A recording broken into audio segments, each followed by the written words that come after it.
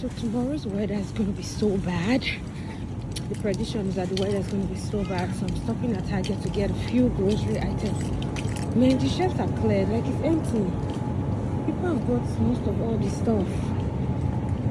Like, they bought the majority of all the things. Can you imagine?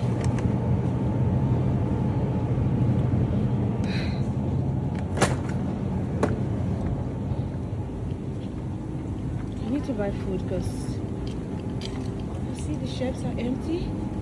Jesus, this is real.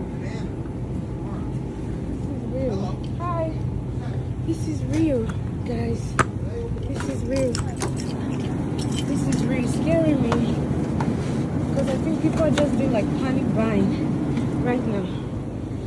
The shelves are empty. So if I'm gonna be home, I might as well just buy enough food and me and my family can eat. Okay, let me get some creamer. Cashew creamer. I need the oats. At this point, I take anything I feel because